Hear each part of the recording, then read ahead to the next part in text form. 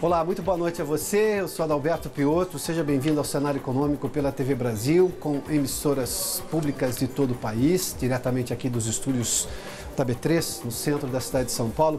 Hoje a gente vai fazer uma abertura um pouco diferente aqui no Cenário Econômico, até porque uma sucessão de assuntos durante todo o dia dão a ideia clara, de uma forma resumida, de como está a economia do país hoje. Há sinais positivos, há sinais negativos, há coisas que ainda estão, digamos, olhando para o cenário de dúvida, tentando decidir o que vai acontecer com o país.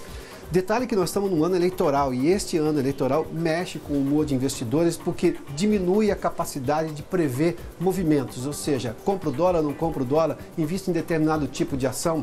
E o detalhe maior, neste caso especificamente sobre a imprevisibilidade dado o cenário eleitoral, é que os investidores, a gente fala assim, o mercado não são nada mais do que os investidores, o mercado é justamente isso. Ou seja, os investidores que põem dinheiro em empresas no setor produtivo, que vão fazer com que as empresas façam investimentos. O próprio empresário, dono de um negócio, se ele faz ou não faz investimento. E aí, claro, a gente estava vindo de uma recuperação da economia no ano passado extremamente importante. Há uma desaceleração, esse é um dos assuntos. Mas, por exemplo, hoje a gente teve um recuo do dólar. Esse é o primeiro assunto que chama a atenção, que o Banco Central interveio pesado no mercado para segurar a cotação do dólar. Eu tenho falado esses dias todos que uma subida muito alta do dólar faria com que nós tivéssemos uma pressão inflacionária aqui no Brasil.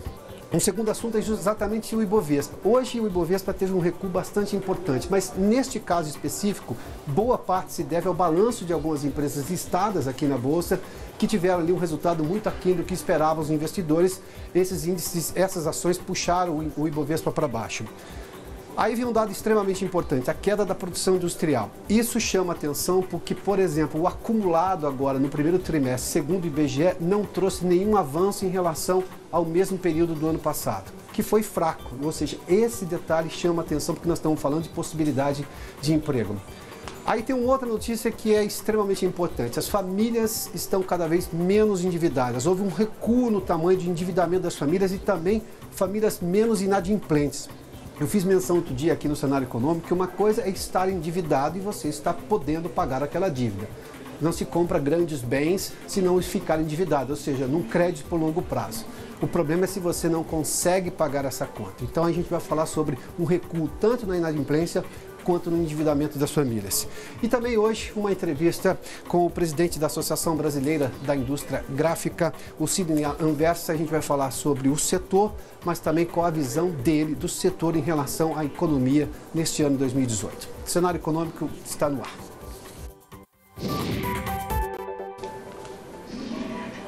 O Banco Central interveio pesado hoje no mercado de dólar para segurar a cotação. E, evidentemente, usou da ferramenta que é disponível, que é a compra futura de dólares, ou seja, uma promessa de compra futura exatamente rolando o que se chama de swaps cambiais. A gente vai falar disso, mas antes vamos dar uma olhadinha na cotação do dólar ali. Olha, a venda foi de 8.900 contratos de swap cambial. Uma venda ali, essa venda de swaps cambiais chama a atenção porque é exatamente uma tentativa de prorrogar um valor de dólar. O Banco Central se compromete com o investidor em dólar a comprar, a vender aquele dólar em determinado valor. Se o dólar sobe demais, o Banco Central vai ter que comprar um dólar lá na frente e vai evidentemente perder dinheiro. Se baixa, o Banco Central ganha dinheiro. Mas essa operação garante para quem precisa de dólar, a empresa que precisa de dólar, uma certa estabilidade no valor. E claro, você segura a cotação do dia, foi exatamente isso que aconteceu. Para você ter uma ideia, o que o Banco Central fez, a gente tem a tela lá de novo, só para ver o valor do Banco Central, o quanto que foram rolados em swaps cambiais, 445 milhões de dólares em 8.900 contratos de swap cambial, que é exatamente essa ferramenta que o Banco Central usa para tentar segurar a cotação do dólar. O dólar que teve uma valorização, só para você ter uma ideia, no dia 2 de abril, coisa de um pouco mais de um mês, foi de R$ 3,31. Agora, no dia 2 de maio, R$ 3,55, com uma valorização de 7,14% no último mês. Vamos lá para a cotação do dólar, exatamente ali, ó. No dia 2, R$ 3,31, no dia 2 de maio, R$ 3,35, valorização de 7,14%, o quanto o dólar valorizou nesses últimos dias. A cotação de hoje nós temos também, o dólar teve um certo recuo, vamos lá para a cotação do dólar. a cotação de 3,53, hoje um recuo de pouco mais de 0,5% a 0,52%, essa é a cotação do dólar comercial hoje. Detalhe que o câmbio turismo, e isso interessa justamente para quem tem uma outra situação, que está pensando em viajar, esse está em 3,70, 3,68, 3,69, dependendo da cotação. O dólar comercial é para operações comerciais. Se você compra, por exemplo, no cartão de crédito, além do IOF que você é obrigado a pagar lá no país, você tem que pagar aqui também, você paga essa cotação do dólar comercial. Essas as operações comerciais de compra e venda de produtos importados, essas coisas todas que as empresas usam. O dólar turismo é quando você vai comprar justamente para poder viajar. Vamos lá, tem uma cotação do dólar turismo 3,70, exatamente essa cotação final no dia de hoje. Para finalizar, o mercado financeiro com relação ao Ibovespa, tivemos quedas importantes do Ibovespa hoje, uma queda no índice de várias empresas que divulgaram seus balanços, esses balanços estavam negativos, não foi o que os investidores esperavam e eles puxaram o índice para baixo. A gente tem ali exatamente o Ibovespa hoje, fechou em queda de quase 1,5%, 1,49% a 83.288 pontos. Bom, falando agora de produção industrial, a produção industrial voltou a cair agora no mês de março e encerrou o primeiro trimestre do ano sem registrar avanços em relação ao final de 2017. A comparação é exatamente no final do primeiro trimestre de 2017, do último trimestre de 2017, quando a indústria estava se recuperando. Se eu olhar agora para esse primeiro trimestre de 2018, não houve esse avanço. A gente conversa agora com o repórter Maurício de Almeida, no Rio de Janeiro, que tem detalhes dessa pesquisa do IBGE sobre produção industrial. Maurício, boa noite. Olá, Piotr, boa noite. Pois é, um recuo no momento que já se apostava numa retomada maior da indústria, da produção industrial. Só que no mês de março, essa produção acabou diminuindo e a indústria nacional recuou 0,1%. Até foi uma surpresa para os mercados, principalmente que existia uma aposta que a indústria voltaria a subir no mês de março. O levantamento feito pela agência Reuters apostava num crescimento de 0,6%. Só que o resultado ficou negativo, menos 0,1%. E com isso, como você mencionou, Piotr, no primeiro trimestre de 2018, a indústria ficou estagnada. Não cresceu nem diminuiu, ficou parado no zero. A indústria termina março da mesma forma como encerrou o ano de 2017, sem crescimento, mas pelo menos não tivemos grandes perdas. Segundo o IBGE, essa estagnação foi provocada principalmente por causa da indústria de bens intermediários, que é responsável por 60% do parque industrial brasileiro. E justamente a indústria de bens intermediários foi a que mais sofreu no primeiro trimestre agora do ano de 2018. No mês de março, a indústria de bens intermediários recuou 0,7% e acabou provocando um forte impacto em todo o setor industrial brasileiro. Quando pegamos o acumulado dos últimos 12 meses, aí sim temos um resultado positivo. Nos últimos 12 meses, a produção industrial no país cresceu 2,9%. Piotr. Obrigado, Maurício. Ontem a gente já tinha feito menção de uma pesquisa da Confederação Nacional da Indústria que mostrou essa desaceleração da indústria no país, que é onde exatamente reside a grande promessa de recuperação do PIB brasileiro, de um PIB maior este ano. Esse primeiro trimestre deixou um pouco em dúvida, mas a gente vai acompanhar agora para saber quais serão os números. Normalmente, janeiro e fevereiro não são exatamente meses bons para a indústria, mas março também não tem sido bom, é onde deveria haver, digamos, essa decolagem maior da produção industrial. Bom, você acompanhou tempos atrás esse aumento da tensão comercial entre os Estados Unidos e a China, depois que os americanos decidiram sobretaxar as importações de aço e alumínio, e a China é um dos países atingidos por essa medida norte-americana. Por causa disso, os brasileiros que exportam soja estão sendo exatamente os procurados pelo mercado internacional. Boa parte da soja que vem do mundo, que é exportada para o mundo inteiro, vem de países grandes produtores. O Brasil é o maior deles, a Argentina tem um problema de seca também que favorece agora a produção brasileira e a exportação. E o caso dos Estados Unidos, que também são exportadores. Ou seja, isso de alguma forma beneficiou de alguma maneira os exportadores brasileiros do grão. Os números são da Associação Brasileira de Exportadores de Cereais e mostram exatamente esse avanço ali. Em abril de 2018, foram 11 milhões e 600 mil toneladas. Isso representa 1 milhão a mais de toneladas em relação ao mês de março. No comparativo com abril de 2017, tinha sido de 10,5 milhões, ou seja, 1,1 milhão, em comparado ao mesmo período do ano passado, quando você não tinha essas restrições comerciais entre Estados Unidos e China, nem a seca na Argentina. Continuando, a gente tem um outro número ali sobre exportação de soja. Até abril de 2018, para a gente ter uma ideia, pegando o quadrimestre agora, chegamos já às exportações a 29,2 milhões de toneladas, 29 milhões e 200 mil toneladas. Um avanço de 5,4%, se a gente fizer o comparativo com abril do ano passado, ou até abril do ano passado, no primeiro quadrimestre do ano passado, que foram de 27,7 milhões de toneladas, o que demonstra claramente o quanto que subiu a produção, a exportação de soja no Brasil.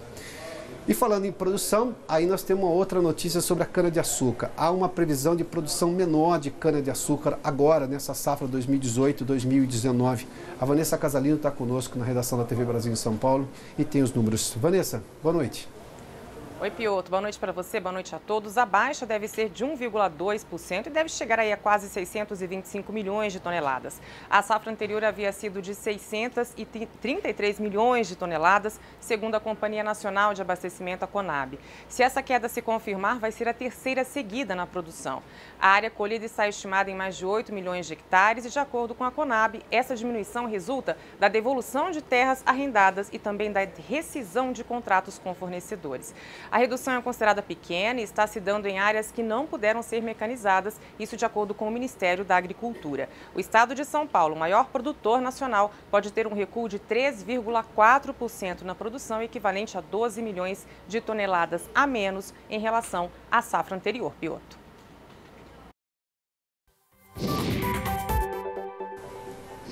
Muito obrigado, Vanessa. Bom, nós tivemos um anúncio hoje da Petrobras de um aumento no preço dos combustíveis a partir de amanhã. Nós temos os valores aí na tela. Olha, a Petrobras anunciou que vai elevar o preço da gasolina em suas refinarias em 1,1% a partir de amanhã, para 1,80, real por litro, porque obviamente é venda em grande escala e aí as 4 casas decimais depois da vírgula. Um valor máximo maior desde julho de 2017, quando passou a reajustar os valores da gasolina e do diesel quase que diariamente, seguindo cotações internacionais. Em nota, a estatal também anunciou que vai subir o preço do diesel. A gente vê ali o diesel uma alta de 2,5% a R$ 2,10 por litro, 2,1051 se alguém fizer esse outro comparativo, que é justamente com relação à venda em grande escala, porque, óbvio, se eu pego aquele valor ali de 1,809, esse 0,9 é quase 1,81 em venda de grande escala, isso faz muita diferença. Detalhe, o repasse dos reajustes aos consumidores finais depende de cada posto da concorrência que tem em cada lugar, e esse é o preço que vai ser cobrado ali na refinaria. Bom, vamos lá para a gente falar um pouquinho agora. Os celulares estão cada vez mais sendo usados pelas pessoas para fazer, sabe o que? Transações bancárias. Nós temos um incremento gigantesco de bancos digitais, cartão de crédito de empresas, sobretudo as fintechs, essas novas empresas do setor financeiro, mas tem aumentado o número de pessoas que estão usando exatamente o celular para fazer operações bancárias. Antes se fazia no computador, no banco lá atrás, agora está se fazendo justamente no celular. O Osama está conosco, o Samuel Gauri, ali na TV Brasil, em Brasília, e traz os detalhes dessa informação. Osama, bem-vindo, boa noite. Boa noite, Piotr. Boa noite a você que acompanha o cenário econômico.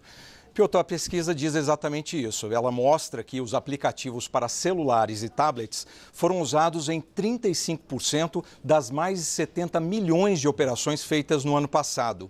Só que, na maioria das vezes, apenas para consultar saldo. Para se ter uma ideia, apenas 7% das operações nos aplicativos envolveram movimentação financeira. E tem uma outra coisa, Piotr, a Febraban revisou a importância dos aplicativos.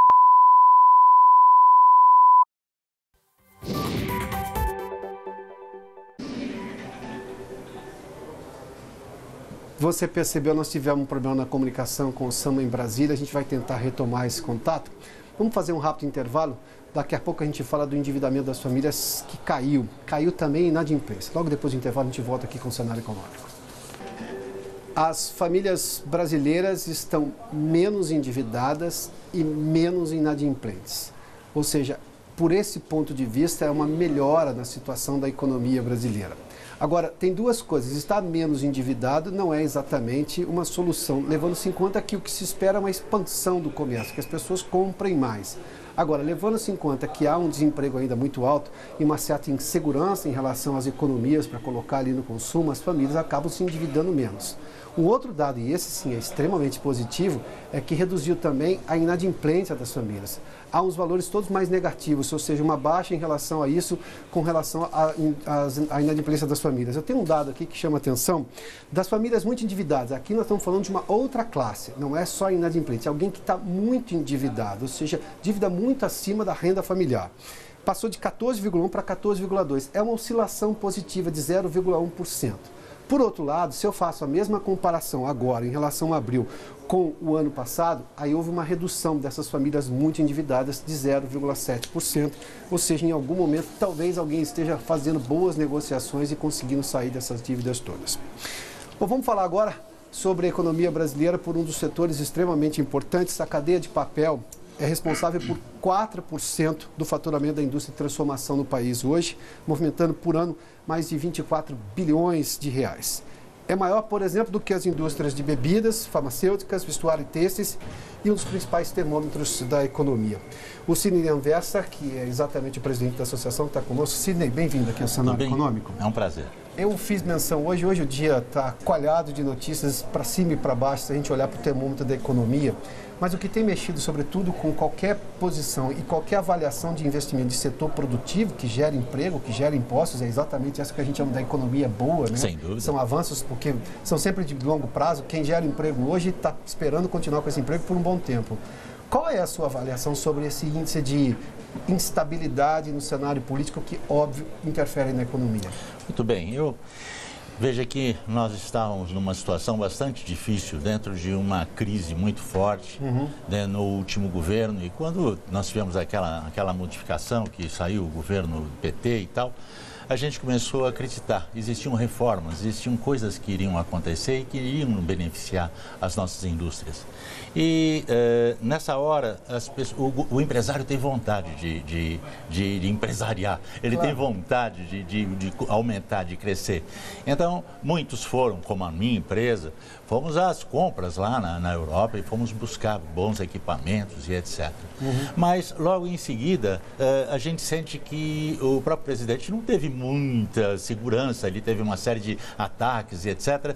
E a gente, então, volta a ficar um tanto inseguro. De julho para cá, de julho do ano passado, que nós sentimos uma melhora, agora a gente está sentindo de novo uma instabilidade muito grande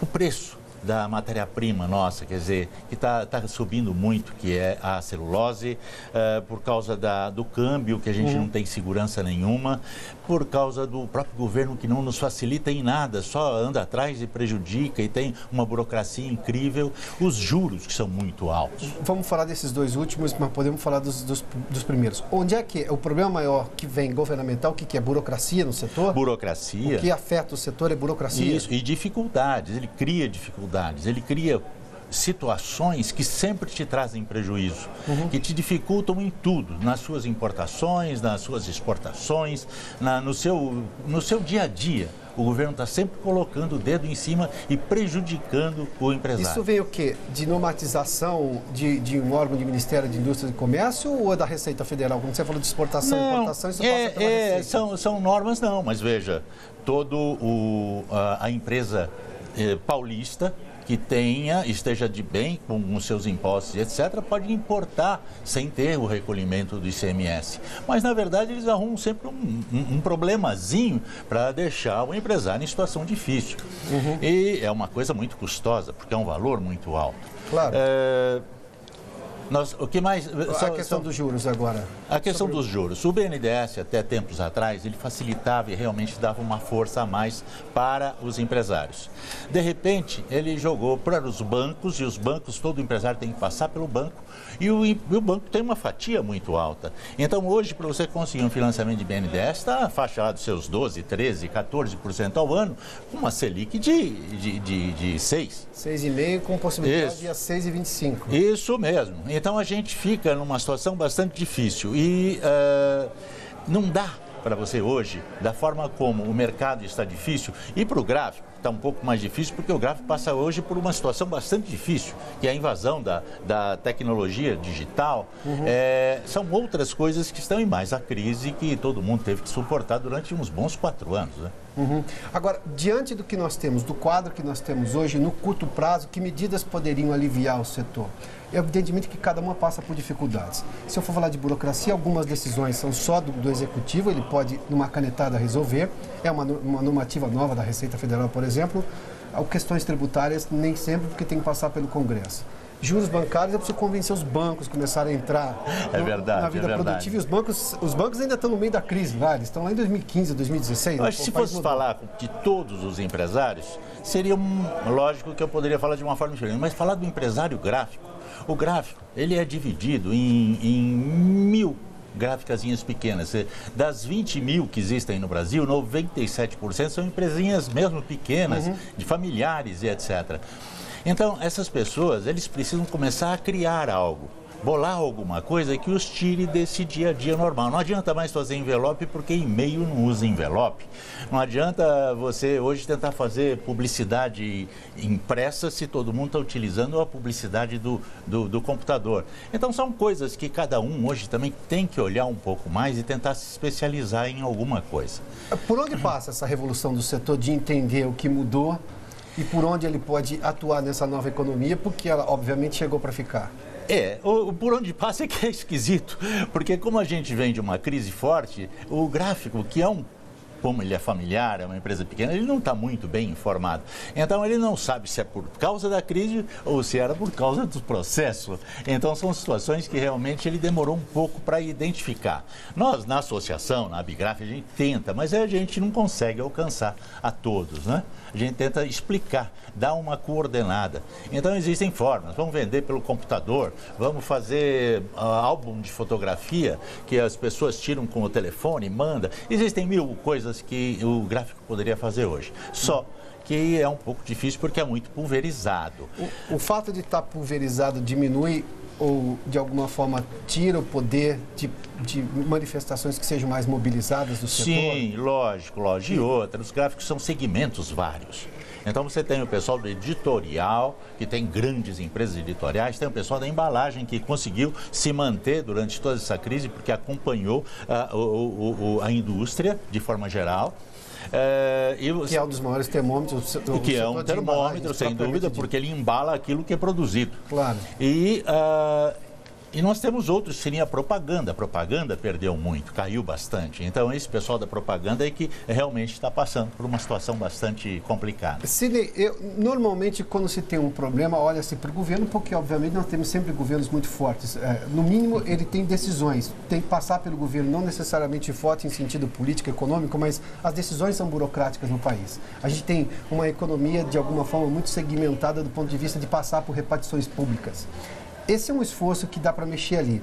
Agora, para o lado de cá, o lado do empresário, por exemplo, banco baixar juros é uma pressão que deveria vir não só do governo, que tem uma certa limitação, porque senão passa a ideia de intervenção, mas como é que eu baixo esses juros? Porque isso é fomento para a caixa do dia a dia da empresa ou para um investimento maior. Como é que eu consigo mexer ali? Não há um momento de também olhar para o outro lado? Veja, como é que pode uma empresa recolher um ICMS 20 dias após o término de um mês, quando ele faturou aquilo há 60 dias, comprou a matéria-prima há mais 60 dias, às vezes até 90 dias do faturamento, e ele tem que recolher o ICMS na hora. Aí ele vai recolher mais o outro ICMS no mês seguinte e o outro no mês seguinte. E vai acumulando isso, porque ele paga a folha todos os meses. E não tem quem dê uma força, porque realmente os juros são altos. Por que são altos? Porque falta confiança. Não se confia, ninguém confia em ninguém. O banco não confia no empresário porque acha que o empresário vai quebrar. O empresário não confia no governo porque sabe que o governo não toma atitudes. Ou toma, criou uma NR12, que é uma NR que vai um fiscal, que pode ser um dentista, que pode ser qualquer tipo, ele formado pelo menos, e ele vai na sua empresa e ele vê máquinas que não tem condição, porque corre o risco de pegar a mão e não sei o quê. E não é bem assim, o ramo gráfico sempre foi assim. Foi uma prensa, desde que ele iniciou, claro. Aquela prensa estaria jogada fora. Tudo que o gráfico tem, ele não pode vender porque não serve para mais nada, porque está fora das coordenadas da NR12. E ele não tem condição de comprar, porque nem tem dinheiro, nem financiamento e nem mais nada. Então é realmente um caso muito grave, é uma coisa que a gente tem que avaliar melhor. Tem que existir confiança, confiança é tudo, confiança é a única forma que se tem. Agora, nós, na minha empresa, compramos uns equipamentos, agora acreditávamos em tudo. Chega na hora de pagar o equipamento, a gente tomou aí 6, 7% a mais. Quem estava preparado para uma coisa dessa quando você fala de equipamento de milhões de euros? Claro. Então, são situações que deixam a gente realmente sem dormir. É muito complicado, é muito complicado. Aliás, quem lida com o mercado externo diz que o problema não é o valor do dólar, o problema é a instabilidade que nunca se sabe. Instabilidade. Você perde a previsibilidade. A instabilidade. Sidney, obrigado pela gentileza. Tomara tenha conseguido explicar alguma coisa. Obrigado pela gentileza. Até logo. Bom, o Cenário Econômico termina aqui. Obrigado pela sua companhia, pela audiência.